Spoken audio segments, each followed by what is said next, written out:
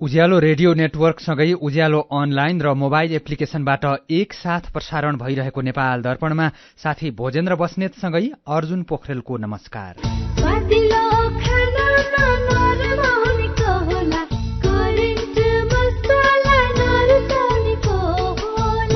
नेपाल दर्पणको साथमा करेन्ट मसला र करेन्ट चिया, स्वादको झट्का। नेपाल दर्पण सुरु गरौं मुख्य खबरका शीर्षकहरूबाट। प्रतिनिधि सभाको उपसभामुखमा राष्ट्रिय स्वतन्त्र पार्टीकी इन्दिरा राणा मगर विजयी, सबैतिर सत्ता पक्षका व्यक्ति विजयी हुँदा संविधान र लोकतन्त्र खतरामा पर्ने कांग्रेसको तर्क। यसपालिको हिउँदमा 30 वर्ष यताकै कम वर्षा, आउने सोमबार रातिदेखि झरी र हिमपात हुने, काठमाडौँमा भने बिहिबारदेखि मात्रै वर्षाको सम्भावना। 4 वर्षदेखि बिक्री नभएको चिराइतो अहिले बिक्री हुन थालेपछि ताप्लेजुङका किसानलाई राहत, उत्पादन भने घट्दै। भारतमा विमानभित्र महिलामाथि दुर्व्यवहार गर्ने एकजनालाई 40 लाख भारु जरिवाना, विमान उडाउने मुख्य पाइलटलाई 3 महिनाको लागि प्रतिबन्ध। र प्रधानमन्त्री कप महिला टी20 क्रिकेटको उपाधि सुदूरपश्चिमले जित्यो, न्यूजील्याण्डसँगको 1 दिवसीय क्रिकेट श्रृंखला भारतलाई। खुसी कसरी खुसी हुन्छ जब बन्ने छैन कोही, आफ्नो भन्दैमा आफ्नो हुन सम्पर्कमा बस्या खै। सम्पर्कका लागि बलियो आधार नेपाल टेलिकम हो राष्ट्रकै सञ्चार। सम्पर्कको आधार राष्ट्रको सञ्चार, नेपाल टेलिकम राष्ट्रको सञ्चार। नेपाल टेलिकम राष्ट्रको सञ्चार। सुनिश्चित भविष्य मात्र होइन बचत, आर्थिक स्वतन्त्रता हो, आत्मविश्वास हो, आत्मा सम्मान हो, सम्पन्न जीवन हो। बचत बचत गरौँ, बचत गरौँ, बचत गरौँ, बचत गरौँ। धेरै छन् बचतका खुशीहरू, बचत गरौँ। ग्लोबल आइएमई ब्याङ्क, सबैका लागि ब्याङ्क।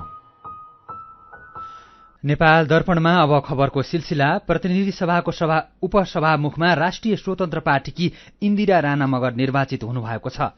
प्रतिनिधि सभामा आज भएको मतविभाजनमा राणा 166 मत सहित उपसभामुखमा विजयी हुनुभएको हो। उहाँको विपक्ष अर्थात नेपाली कांग्रेसको तर्फबाट उम्मेद्वार बन्नुभएकी मुक्ता कुमारी यादवको पक्षमा 97 मत परेको छ। एकजना सांसद तटस्थ बसेका छन्। आजको मतदानमा 264 जना सांसद सहभागी थिए। राणा मगर राष्ट्रिय स्वतन्त्र पार्टीबाट समानुपातिक सांसद बन्नु भएको हो। निर्वाचित भएपछि राणाले संविधानले दिएको अधिकार प्रयोग गरेर निष्पक्ष भएर काम गर्ने बताउनुभयो। संविधानले जुन व्यवस्था गरेको भूमिकालाई म इमानदारी साथ निभाउनेछु। एकदम इमानदारीता साथ तटस्थ भएर त्यसमा हाम्रा जुन सम्मानीय सभामुखज्यूसँग सहकार्य गरेर उहाँलाई सहजीकरण गर्ने र अझ प्रभावकारी र अनि मर्यादित। सन् 2017मा बीबीसीको 100 जना प्रभावशाली महिला तथा प्रेरणादायी महिलाको सूचीमा अटाउनुभएकी इन्दिराले देशका विभिन्न जिल्लामा कैदी बन्दीका रूपमा रहेका आमा बुबाका छोराछोरीको लालन पालन तथा शिक्षामा सहयोग गर्दै आउनुभएको छ। उहाँ आफैले सन् 2000मा स्थापना गर्नुभएको बन्दी सहायता नेपाल नामक संस्थाले त्यस्ता बालबालिकाको अधिकारको लागि लड्दै आएको छ। इन्दिरा राणा मगरको प्रस्तावकमा राष्ट्रिय स्वतन्त्र पार्टीकी शोभिता गौतम तथा समर्थकमा नेकपा एमालेका कृष्ण गोपाल श्रेष्ठ, नेकपा माओवादी केन्द्रकी नारायणी शर्मा र राप्रपाका राजेन्द्र लिङदेन हुनुहुन्थ्यो। आज राणालाई समर्थन गर्दै सांसद शोभिता गौतमले हिउँदको चिसोपछि वसन्त ऋतुमा पालुवा पलाए जस्तै अहिलेको संसदमा नयाँ दल उदाउँदा वसन्त ऋतु छाएको बताउनुभयो। तुसारो लागेर रुख बिरुवा कठ्याङ्ग्रिरहेका छन्। तुसारोले कठ्याङ्ग्रिरहेका रुख बोट बिरुवाहरू नयाँ पालुवा बनेर पलाउनेछन्। राजनीतिमा पनि समयको चक्र फेरिरहन्छ। यो रोस्टमबाट गरिमामय सदनको चारैतिर आँखा डुलाउँदा यस्तो लागिरहेछ नेपालको राजनीतिमा वसन्त छाइसकेको छ। लोकतन्त्रको अब्बल परीक्षा समाजको सबैभन्दा पिछडिएको वर्गले मूलधारको प्रतिस्पर्धामा भाग लिन पाउँदा मात्रै सम्भव हुन्छ भन्ने कुरा पनि तपाईँ हामी सबैजनालाई थाहा नै। आजका 2 जना सीमान्तकृत समुदायका महिला लोकतान्त्रिक पद्धति अनुसार हुने उपसभामुख पदका लागि प्रतिस्पर्धा गर्दै हुनुहुन्छ। यस्तै मुक्ताकुमारी यादवको प्रस्तावकमा नेपाली कांग्रेसका बद्री पाण्डे र समर्थकमा एकीकृत समाजवादी पार्टीका मेटमणि चौधरी र लोकतान्त्रिक समाजवादी पार्टीका शरवेन्द्रनाथ शुक्ला हुनुहुन्थ्यो। संसदमा सम्बोधन गर्दै नेता बद्री पाण्डेले विगतमा एमाले अध्यक्ष केपी शर्मा ओली प्रधानमन्त्री हुँदा सरकार, संसद र न्यायपालिकालाई अस्तव्यस्त बनाएको पनि आरोप लगाउनुभयो। उहाँले संविधानले नचिनेको उच्च स्तरीय राजनीतिक संयन्त्रको संयोजक हुँ भन्दै ओलीले कार्यपालिकामाथि नै धावा बोल्ने काम गरिरहेको बताउनुभयो। वास्तवमा हाम्रो संविधानमाथि आक्रमण गर्ने काम पूर्व प्रधानमन्त्रीबाटै भएको छ, किनभने यो ठाउँमा उभिएर आफूलाई संविधानले नचिनेको, नथाहा पाएको, संसदले नचिनेको उच्च स्तरीय संयन्त्रको संयोजक हुँ भनेर जुन किसिमले कार्यपालिका भन्दा म माथि छु कि प्रधानमन्त्री त त्यो उच्च स्तरीय संयन्त्रको केवल सदस्य मात्रै हो भन्ने ढंगको धावा बोल्ने काम एकातिर भयो। सभामुखमा यसअघि नेकपा एमालेका देवराज घिमिरे निर्वाचित भइसक्नु भएको छ। संसदको अर्को बैठक आउँदो 10 गते मंगलबार बस्नेछ। बैठकमा नेपाली कांग्रेसका सांसद डाक्टर प्रकाशरण महतले संविधानमाथि खतराको घण्टी फेरि प्रकट भएको बताउनु भएको छ। उहाँले नेकपा एमालेका अध्यक्ष केपी शर्मा ओलीले संसद विघटनको कुरालाई प्रमुख रूपमा संसदमा उठाइरहेको भन्दै पुनः संविधानमाथि खतरा पैदा शुरू भएको बताउनुभयो। उहाँले प्रधानमन्त्री पुष्पकमल दाहाल प्रचण्डको खास नैतिकता राष्ट्रपति उपराष्ट्रपतिको चुनावमा देखिने पनि बताउनुभयो। यस्तै आजको नियमित कार्यसूची शुरू हुनु अघि बोल्दै बैठकमा कांग्रेसका नेता रामहरि खतिवड़ाले सस्तो लोकप्रियताका लागि काम गर्नको लागि सरकारको ध्यानाकर्षण गराउनु भएको छ। कर्तव्यज्ञान मुद्दाका फरार प्रतिवादी पक्राउ गर्न माग गरिएकोमा गृहमन्त्री रवि लामिछानेले पक्राउ गर्नुको सट्टा विज्ञप्ति निकालेको भन्दै त्यो अपराध अनुसन्धानको आचार संहिता विपरीत हुने समेत उहाँले बताउनुभयो। गृहमन्त्री बाल केटाकेटीपनको प्रदर्शन त्यहाँ गर्नु भएन के देशको गृहमन्त्रीलाई प्रहरी प्रशासनले टेर्न छोडेको हो के अझै पनि जनतालाई फेरि ढाक्नका लागि यो सूचना प्रकाशित गरिएको हो? सूचनाका कर्मचारीलाई राति बोलाएर विज्ञप्ति निकालौं भनेर यस्तो परम्पराको सुरुवात भयो भने अपराधी पक्रिन सकिन्छ? सभामुख महोदय, यो परम्परा कहाँ जाँदैछ र भोलि मुलुक कहाँ जाने हो? यो हामीलाई चिन्ताको विषय बनेको छ सभामुख महोदय। तर गृहमन्त्री रवि लामिछानेले भने चाँडै नै एमालेका सांसद लक्ष्मी महतो कोइरीलाई पक्राउ गर्ने बताउनु भएको छ। संसद भवन बाहिर संचारकर्मीले सोधेको जिज्ञासामा जवाफ दिँदै उहाँले चाँडै नै पक्राउ परेको खबर सुन्न पाउने बताउनु भएको हो। मधेस आन्दोलनका क्रममा प्रहरीका थमन थापाको हत्या अभियोगमा फरार रहेका कोइरी महोत्तरी 1बाट निर्वाचित हुनुभएको हो। यस्तै उपप्रधान तथा गृहमन्त्री रवि लामिछानेले उपप्रधानमन्त्री हटाउने प्रस्ताव आफूले गठबन्धनमा लगिसकेको बताउनु भएको छ। प्रतिनिधि सभाको बैठकपछि संचारकर्मीहरूसँग कुरा गर्दै उहाँले गठबन्धनबाट उपप्रधानमन्त्रीले कुनै भार सरकारलाई नथपिने भएकोले राखेको भए पनि आफूले भने गठबन्धनबाट सहमति भएको खण्डमा उपप्रधानमन्त्री हटाउन तयार रहेको बताउनु भएको हो। यसैबीच सभामुख देवराज घिमिरेले आफूले संवैधानिक मर्यादा र भूमिकालाई इमानदारीपूर्वक पूरा गर्ने प्रतिबद्धता जनाउनु भएको छ। सभामुख पदमा निर्वाचित भइसकेपछि आज पहिलो बैठकलाई सम्बोधन गर्दै सभामुख घिमिरेले सभामुखको तटस्थ, निष्पक्ष र समन्वयकारी भूमिकामा आफू सचेत र क्रियाशील रहेको बताउनुभयो। उहाँले आफू सभामुखमा निर्वाचित भइसकेपछि विगतमा आबद्ध रहेको नेकपा एमालेका सबै जिम्मेवारी र भूमिका त्यागेर सभामुखको भूमिका मात्रै निर्वाह गर्ने बताउनुभयो। नेकपा एकीकृत समाजवादीका अध्यक्ष माधव कुमार नेपालले कलम चिन्हमा भोट नहाल्ने नेता कार्यकर्तालाई कारबाहीको चेतावनी दिनुभएको छ। काठमाडौँमा भएको कार्यक्रममा अध्यक्ष नेपालले एकीकृत समाजवादीको नेता कार्यकर्ता बन्ने तर अर्कै पार्टीको चुनाव चिन्हमा भोट हाल्नेलाई कारबाही गर्ने चेतावनी दिनुभएको हो। केही कार्यकर्ताले अर्कै दललाई मत दिएको आफूले केही सुनेको र तथ्यहरू पनि संकलन भइरहेकाले पार्टीलाई धोका दिएको प्रमाणित भए अप्ठ्यारो पर्ने नेता नेपालको भनाइ छ। अध्यक्ष नेपालले पार्टीलाई क्रान्तिकारी भावनामा बढाएर नागरिकको आर्थिक सामाजिक रूपान्तरणमा लाग्ने बताउनुभयो। यसैबीच प्रधानमन्त्री पुष्पकमल दाहाल प्रचण्डले तिलगंगा आँखा केन्द्रलाई मानिक विश्वविद्यालयको रूपमा विकास गर्न प्रतिबद्ध रहेको बताउनु भएको छ। आज तिलगंगा आँखा केन्द्रका निर्देशक डाक्टर सन्दुक रुइतले प्रधानमन्त्री प्रचण्डसँग भेट गर्ने क्रममा चासो राखेपछि प्रधानमन्त्रीले मानित विश्वविद्यालय बनाउने विषय अत्यन्तै सकारात्मक रहेको र त्यस सम्बन्धी आवश्यक नीतिगत सुधारको लागि आफूले पहल गर्ने बताउनुभयो। भेटका अवसरमा प्रधानमन्त्री प्रचण्डले मानवीय सेवाका लागि डाक्टर रुइतले हालै मात्र बहराइन सरकारद्वारा प्रदान हुँदै आएको ईसा अवार्ड प्राप्त गरेकोमा बधाई दिँदै यो सम्मानले नेपालको शिर उँचो बनाएको बताउनुभयो। यसपालिको हिउँदमा 30 वर्ष यताकै कम वर्षा भएको छ। मौसम विज्ञान विभागको तथ्याङ्क अनुसार सन् 1991 पछि यो वर्षको हिउँदमा सबैभन्दा कम पानी परेको हो। सन् 1991 देखि सन् 2020 सम्मको डिसेम्बर 1 देखि जनवरी 18 सम्ममा औसत 12.6 मिलिमिटर पानी परेको थियो। तर यसपालिको डिसेम्बर 1 देखि जनवरी 18 सम्ममा 0.1 मिलिमिटर मात्रै पानी परेको मौसम विज्ञान विभागको तथ्याङ्क छ। अघिल्लो हिउँद अर्थात् सन् 2021 को डिसेम्बर 1 देखि 2022 को जनवरी 18 सम्ममा 27.1 मिलिमिटर पानी परेको थियो। नेपालमा मंसिर 15 देखि फागुन 15 गतेसम्मको समयलाई हिउँदयाम मान्ने गरिन्छ। यस वर्ष समुद्रको तापक्रम औसतभन्दा कम भएकोले पश्चिमी वायु कमजोर भई पानी कम परेको जलवायु विज्ञ धर्मराज उप्रेतीले बताउनुभयो। हिउँदमा पानी कम पर्दा सुक्खा बढेको छ। यसको असर हिउँदे बालीमा प्रत्यक्ष देखिनुको साथै बहुआयामिक असर पर्ने जलवायु एवं विपत्ति विज्ञ उप्रेतीले बताउनुभयो। हिउँदमा पानी कम पर्दा पानीका मुहानहरू सुक्ने वा मुहानबाट कम पानी आउने, प्रदूषण बढ्ने, डढेलोको जोखिम बढ्ने लगायतका समस्या आउने उप्रेतीले बताउनुभयो। यसैबीच आउँदो सोमबार रातिदेखि पश्चिम नेपालबाट शुरू भएर बिहिबारसम्म काठमाडौँ लगायतका क्षेत्रमा सामान्यदेखि मध्यम वर्षाको सम्भावना रहेको मौसमविद विनोद पोखरेलले जानकारी दिनुभयो। हिमाली भेगमा भने मंगलबारपछि एक हप्तासम्म हिमपातको सम्भावना रहेको उहाँले बताउनुभयो। सीधा कुरा प्रष्ट विचार यो हो उज्यालो रेडियो नेटवर्क। नेपाल दर्पणमा मेरो पनि भन्नु छ सँगै खबरको सिलसिला बाँकी नै छ, सुन्दै गर्नुहोला। एचआईभी का बारेमा खुलेर कुरा गरौं। एचआईभी खराब आचरणको नतिजा नभई असावधानीको परिणाम हो, तसर्थ यसबाट बच्न असुरक्षित यौन सम्पर्क नराखौं। अन्य व्यक्तिले प्रयोग गरेका धारिला औजार जस्तै छुरी, दारी काट्ने ब्लेड प्रयोग नगरौं र रगत चढाउनु पर्ने अवस्था भएमा परीक्षण गरेको रगत मात्र चढाउँ। संक्रमित भइसकेकालाई समयमै उपचारमा लगौं र अकालमै हुन सक्ने मृत्युबाट जोगाउँ। समयमै उपचार गर्नाले संक्रमित गर्भवती महिलाले पनि स्वस्थ बच्चा जन्माउन सक्छिन्। Nepal youth foundation, 12+ Lumbini plus र मकवानपुर महिला समूह। विदेशबाट आयामी गरेको पैसा सिधै तपाईको मोबाइलमा लिन मिल्छ। अहिलेको अवस्थामा बाहिर गएर पैसा निकाल्न त्यति सजिलो छैन। त्यसैले आफ्नो मोबाइल निकाल्नुहोस्, आईएमई पे डाउनलोड गर्नुहोस् अनि घर बसी बसी आफ्नो रकम प्राप्त गर्नुहोस्। विदेशबाट आईएमई गरेको रकम प्राप्त गर्न आफ्नो मोबाइल फोनमा आईएमई पे डाउनलोड गर्नुहोस्। अब आईएमई गरौँ, आईएमई पे मा प्राप्त गरौँ सजिलै।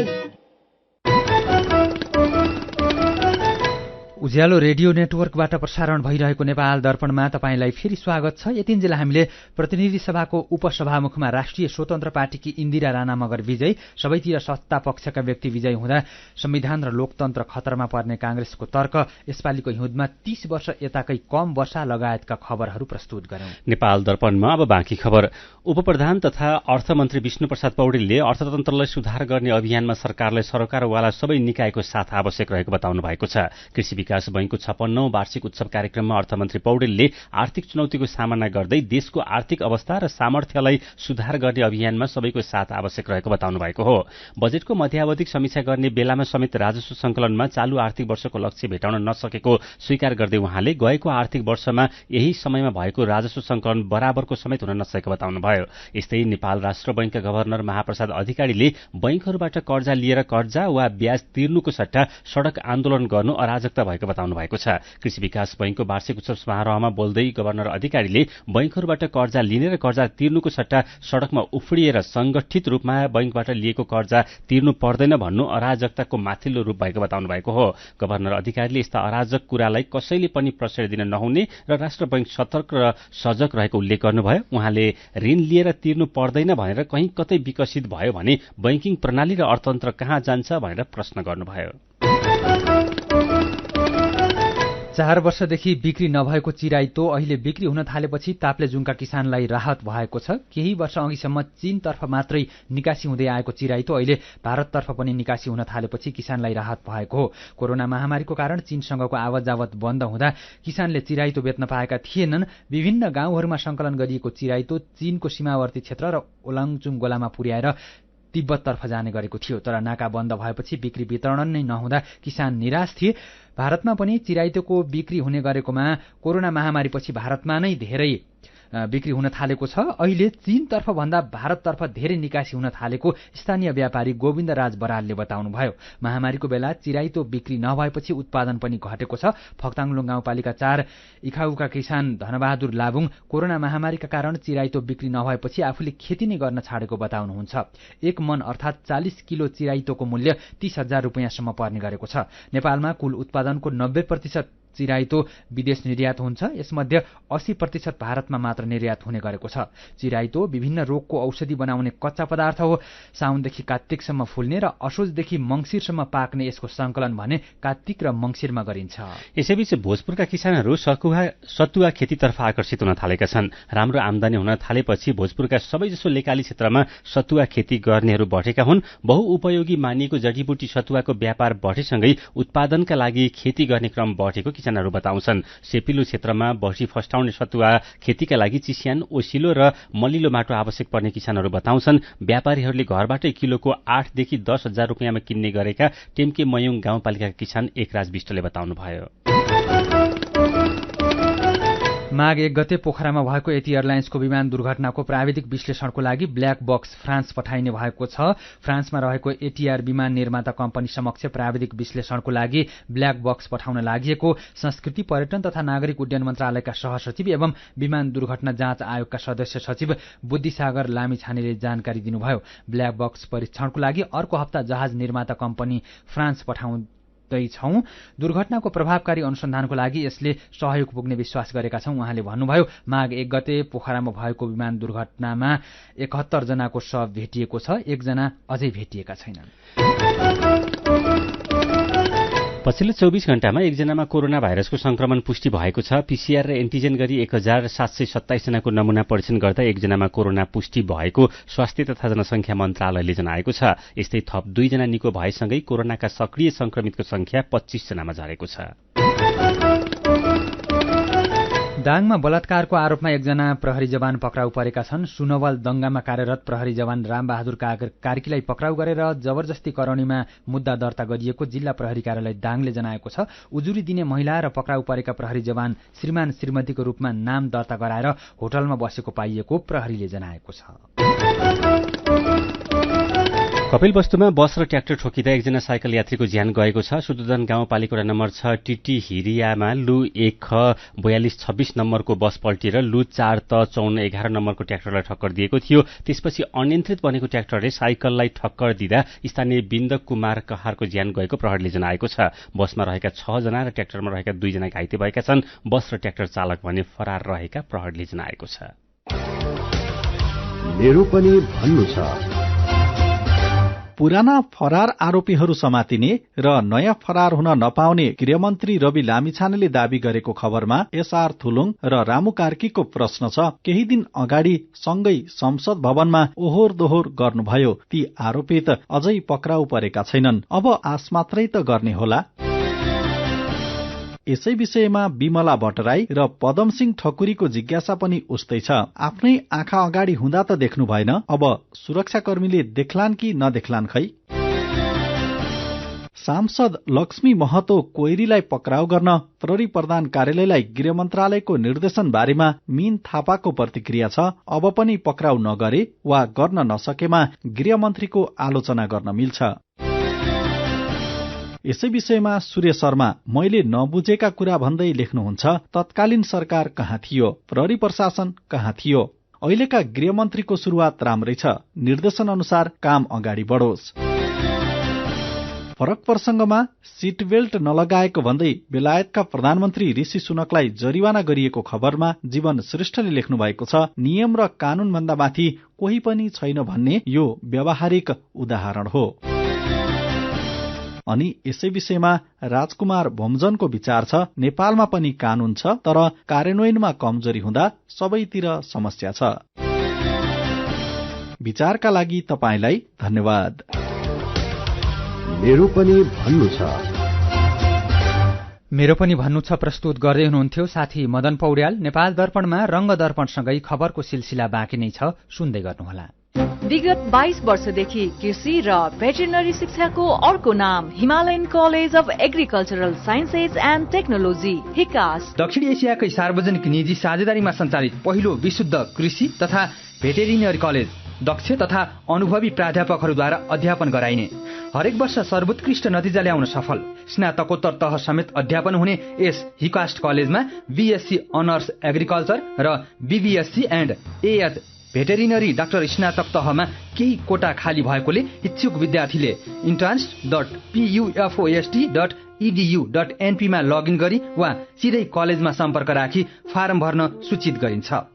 फारम भर्ने अन्तिम मिति माघ 6 गते, नियमित दस्तुर र दोब्बर दस्तुर तिरेर माघ 9 गतेसम्म। सम्पर्क Himalayan college of agricultural sciences and technology HICAST Kirtipur Kathmandu. Phone 01 590 61 89, mobile 98 43 49 92 61, 98 40 051 550, website www.hicast.edu.np।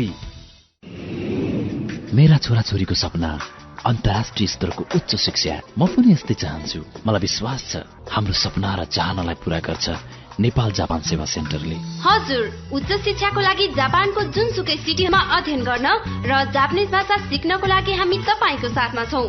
सम्पर्क Nepal Japan Sewa center, Nagpokhari Kathmandu. Phone number 44 28 242 44 28 242। Come once, you will certainly be benefited. थोरै बचत धेरै कायदा, बीमाका छन् फाइदै फाइदा। सरकारी स्वामित्व र बीमाको क्षेत्रमा विश्वसनीय नाम राष्ट्रिय बीमा संस्थान। जीवन बीमाका लागि आजै राष्ट्रिय बीमा संस्थान रामशाहपथ काठमाडौँ वा नजिकैको शाखामा सम्पर्क गरौं। उज्यालो रेडियो नेटवर्क मार्फत देशभरिका विभिन्न एफएम स्टेशन तथा उज्यालो अनलाइन र मोबाइल एप्लिकेशनमा प्रसारण भइरहेको नेपाल दर्पणमा तपाईंलाई फेरि स्वागत छ।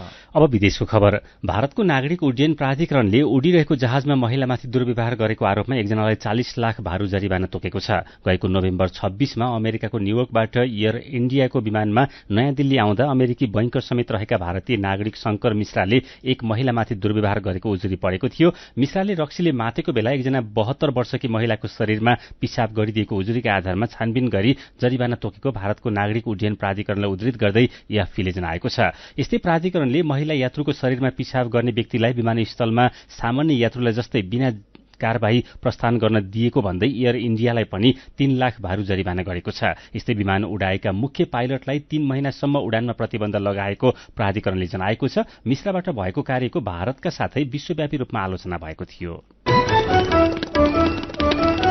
अब खेल खबर। Right to protein run half म्याराथनको उपाधि त्रिभुवन आर्मीका दीपक अधिकारी र नेपाल एपीएफ क्लबकी फूलमती राणाले जितेका छन्। नेपाल भेटेरिनरी एसोसिएसनले काठमाडौँमा आयोजना गरेको हाफ म्याराथनमा पुरुषतर्फ दीपक र महिलातर्फ फूलमतीले उपाधि जितेका हुन्। दुवै खेलाड़ीले 1-1 लाख रुपियाँ पुरस्कार प्राप्त गरेका छन्।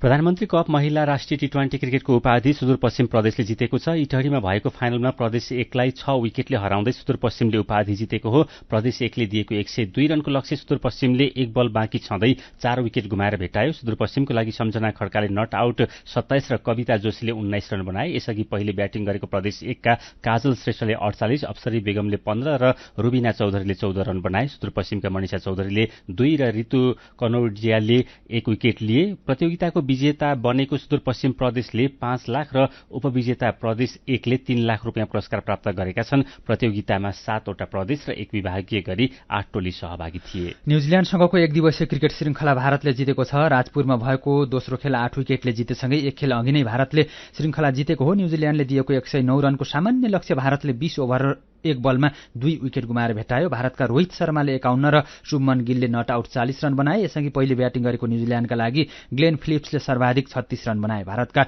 मोहम्मद सामीले 3 तथा वाशिंगटन सुन्दर र हार्दिक पाण्ड्याले 2-2 विकेट लिए। यी दुई देशबीच टी20 खेलको श्रृंखला पनि हुनेछ। खेलकै अर्को प्रसंगमा इंग्लिश प्रिमियर लीग फुटबलमा चेल्सी र लिभरपुलले गोल रहित बराबरी खेलेका छन्। केही बेर अघि सकिएको खेलमा दुवै टोलीले गोल गर्न सकेनन्। लिभरपुल 29 अंकका साथ 8औं स्थानमा छ भने चेल्सी पनि 29 अंकका साथ 10औं स्थानमा रहेको छ। इंग्लिश प्रिमियर लीगमा अहिले पौने 9 बजे लेस्टर सिटी र ब्राइटन, साउथह्याम्पटन र एस्टन भिल्ला, वेस्ट ह्याम र एभर्टन तथा बर्नमाउथ र नटिङहम फरेस्ट खेल्नेछन्। आजै राति 11:15 बजे क्रिस्टल प्यालेस र न्यूक्यासलले खेल्नेछन्। खबरको सिलसिला यति नै। आज शनिबार रङ्गदर्पणको पालो। रङ्गदर्पण लिएर आइपुग्नु भएको छ दाङ सहकर्मी हेमराज शर्मा।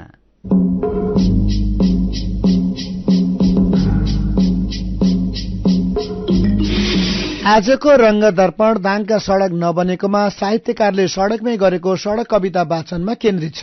4 लेन सडक भन्दा भन्दै 4 ल्यान्ड भयो, 4 लेन सडक भन्दा भन्दै 4 ल्यान्ड बन्यो, न त समयमै सडक बन्यो न त ठेकेदारले सुन्यो, साह्रै नै लाजमर्दो भयो।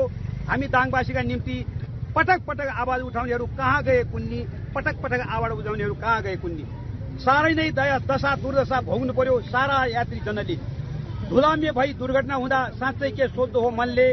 2 दर्जन भन्दा बढी यात्रीको ज्यानै लियो यसले, चोट लागेका घाइते पीडितको आवाज सुन्ने कसले। दाङको मुख्य सडक लमई घोराई तुलसीपुर सडक खण्ड अन्तर्गत कुहिरेपानीदेखि तुलसीपुरको हात्तीखुवासम्मको 28 किलोमिटर 4 लेन बनाउनका लागि भत्काएको पनि आधा दशक पार भयो।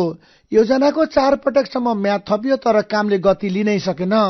सडकको काम सुरु गराउनका लागि पटक पटक नागरिक स्तरबाट खबरदारी पनि भयो तर सम्बन्धित निकायले वास्तै गरेन।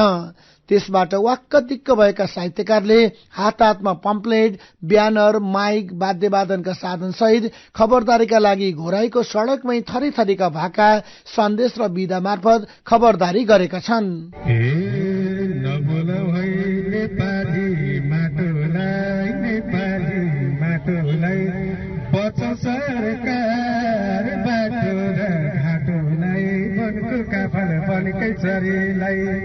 हाम्रो बाटो दुई दिनलाई होइन हजुर अब आउने भावी सन्तानलाई।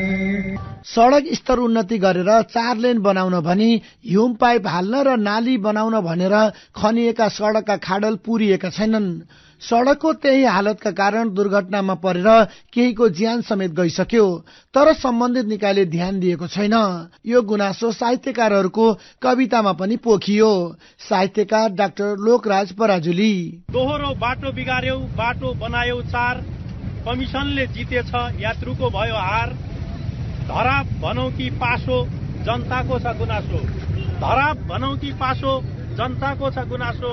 के हेर्छ सरकारले नेताजी खबरदार, के हेर्छ सरकारले नेताजी खबरदार। अहिलेसम्म सडकको 9% मात्रै काम भएको छ। चुनावका बेला प्रमुख एजेन्डा बन्ने यो सडक चुनावपछि सबैले बिर्सने गरेका छन्। सडकको यो हालतको जिम्मेवारी लिन भन्दा दोष अरूलाई थोपर्ने प्रवृत्ति छ। काम नहुनुमा पहुँचवाला र नेताकै आसेपासेको मिलिमतोमा भएको शंका साहित्यकारहरूको छ। साहित्यकार कमलमणि देवकोटा। दुर्घटना भएको कुरा नेतालाई पनि थाहा होला, सायद ठेकेदार पनि त नेताकै छोरो या बा होला।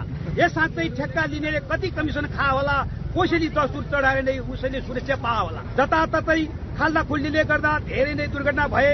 यी घटनाको निम्त्याउने जिम्मेवारहरू खै कहाँ गए? यस्तै अवस्था भएकोले नै यहाँ विकास अधुरै रहे।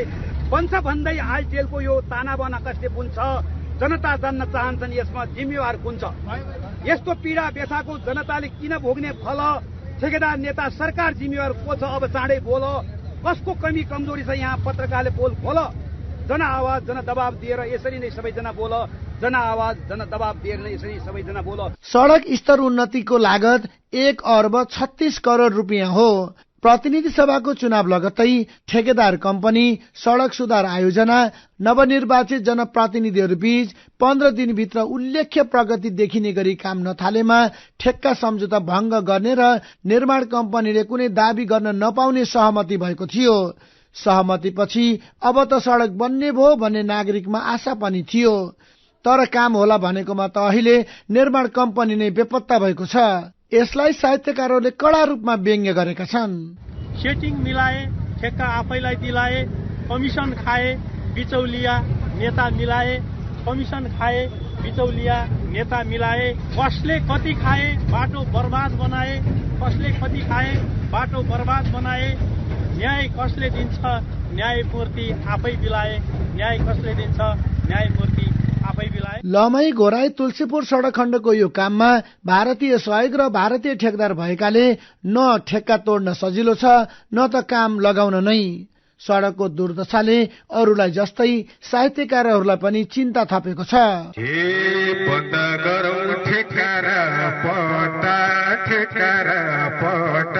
ठेकदार दुपट्टा बनको कपाल बन्कै चरीलाई हाम्रो बाटो 2 दिनलाई होइन हजुर अब भावी सन्तानलाई। रङ्गदर्पणसँगै हामी नेपाल दर्पणको अन्त्यमा आइपुगेका छौं। आजका मुख्य खबरका शीर्षकहरू फेरि एकपटक। प्रतिनिधि सभाको उपसभामुखमा राष्ट्रिय स्वतन्त्र पार्टीकी इन्दिरा राणा मगर विजयी। सबैतिर सत्तापक्षका व्यक्ति विजयी हुँदा संविधान र लोकतन्त्र खतरामा पर्ने कांग्रेसको तर्क। यसपालिको हिउँदमा 30 वर्ष यताकै कम वर्षा। आउने सोमबार रातिदेखि झरी र हिमपात हुने। काठमाडौँमा भने बिहिबारदेखि मात्रै वर्षाको सम्भावना। 4 वर्षदेखि बिक्री नभएको चिराइतो अहिले बिक्री हुन थालेपछि ताप्लेजुङका किसानलाई राहत। उत्पादन भने घट्दै। भारतमा विमानभित्र महिलामाथि दुर्व्यवहार गर्ने एकजना व्यक्तिलाई 40 लाख भारु जरिवाना। विमान उडाउने मुख्य पाइलटलाई 3 महिनाको लागि प्रतिबन्ध। र प्रधानमन्त्री कप महिला टी20 क्रिकेटको उपाधि सुदूरपश्चिमले जित्यो। न्यूजील्याण्डसँगको 1 दिवसीय क्रिकेट श्रृङ्खला भारतलाई। आजको नेपाल दर्पण सकिएको छ। प्राविधिक साथी संघर्ष विष्टसँगै हामी भोजेन्द्र बस्नेत र अर्जुन पोखरेल पनि बिदा हुन्छौं। उज्यालोको मोबाइल एप्लिकेशन र अनलाइनमा प्रसारण भइरहेका रेडियो र अनलाइनका सामग्री भाइबरमा पनि उपलब्ध छन्। निसासिने जोखिम भएकोले बन्द कोठामा हिटर र आगो बालेर नसुतौं। नमस्कार।